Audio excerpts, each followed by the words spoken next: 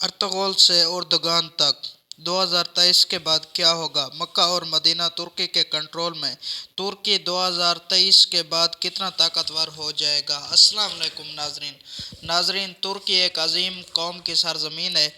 ناظرین، اس قوم نے مغربی اقوام کو یلغاروں کا مقابلہ کیا اور آج تک اپنی آزادی کو برقرار رکھے ہوا ہے۔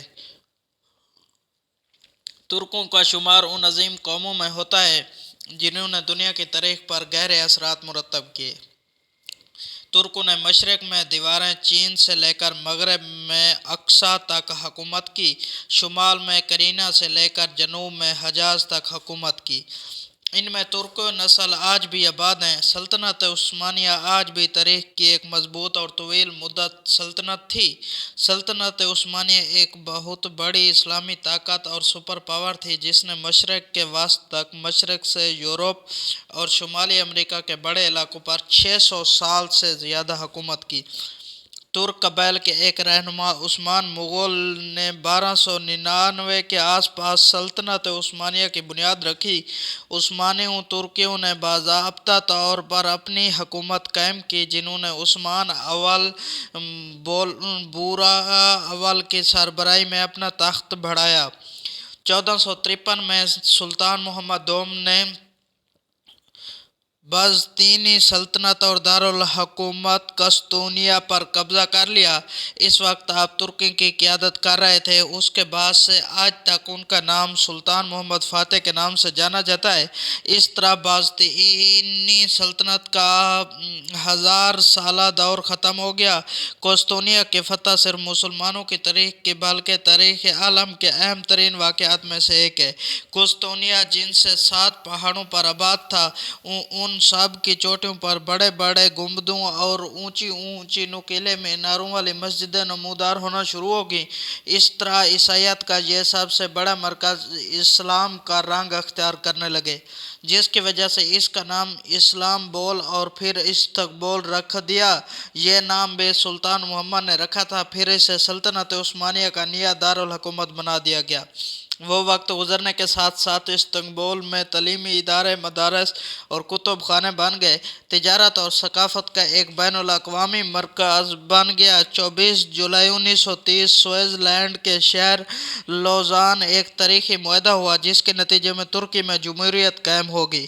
اس معاہدے کو 100 سال کے لیے ترکی میں نافذ کیا گیا۔ اس معاہدہ لوزان میں یہ طے پایا گیا کہ ترکی اپنے ملک سے تیل نکالنے کی بجائے تیل خریدے گا۔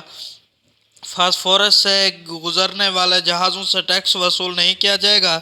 دارالخلافت کا خاتمہ کر دیا گیا اور سلطنت عثمانیہ کے ورثاء کو ملک بدر کر دیا گیا۔ اس معاہدے کے بعد مصطفیٰ کمال اتا ترک نے ترکی کے پہلے ترک کی حیثیت سے خدمات سر انجام دی۔ انہوں نے ملک کو تیزی سے سیکولرائز کر دیا۔ مصطفیٰ کمال نے ملک کو تیزی سے کئی حکومتیں آتی اور جاتی رہیں، پھر ایک نئی سیاسی قوت پیدا ہوئی۔ رجب طیب اردگان کی پارٹی جسٹ اینڈ ڈیولپمنٹ ایک نے معاشی اصلاحات کے دور کا آغاز کیا۔ انہوں نے ترکی کی، یورپی یونین سے داخلی اور سیاسی منظرنامے سے فوج کی مداخلت کو کم کیا۔ 2002 کے الیکشن میں رجب طیب اردگان نے پارٹی لیڈر حیثیت سے شمولیت اختیار کی۔ ان کی پارٹی نے 34.3% کی شرح سے الیکشن کو جیتا۔ 2007 میں جب طیب اردگان نے صدارتی انتخابات کے لیے نامزد ہوئے تو ملک میں جگہ جگہ مظاہرے ہونے لگے، احتجاج ریکارڈ ہونے لگے اور انہوں نے اپنی کرسی عبداللہ گل کے حوالے کر دی۔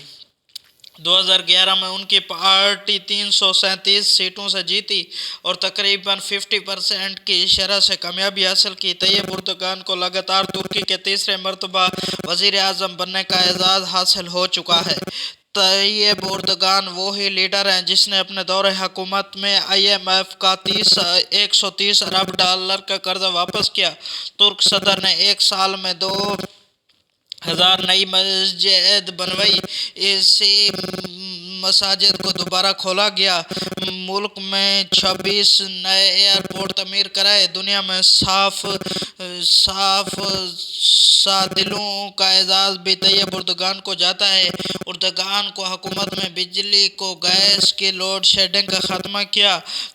तुर्की की शहर लाइन दुनिया की 7वीं बड़ी शहर लाइन है। साल 2023 का सारी दुनिया को इंतज़ार था, क्योंकि 2023 में तुर्की का 100 साला मुआहदा, जिसे मुआहदा लौज़ान कहा जाता है, ख़त्म हो रहा है। इस मुआहदे से तुर्की पर बहुत सी पाबंदियाँ आयद कर रखी हैं। मुआहदे के खात्मे से तुर्की एक आलमी ताकत के तौर पर उभर सकता है, जिसकी वजह से अमेरिका और मुसलमानों के दुश्मन ममालिक में अफरा तफरी का आलम है, क्योंकि उनको डर है कहीं मुसलमान इकट्ठे होकर पूरी दुनिया पर गालिब ना हो जाए।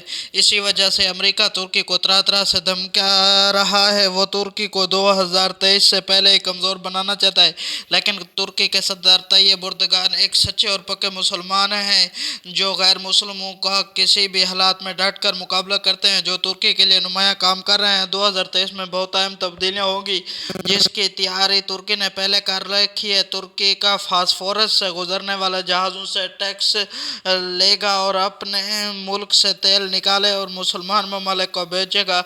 सेकुलर सिस्टम का ख़त्म हो जाएगा। तुर्की एक नई लहर भी खोद रहा है, जिसे इस्तकबाल का नाला कहा जाता है। नाजरीन, तुर्की और सारे आलम इस्लाम को 2023 का बेसब्री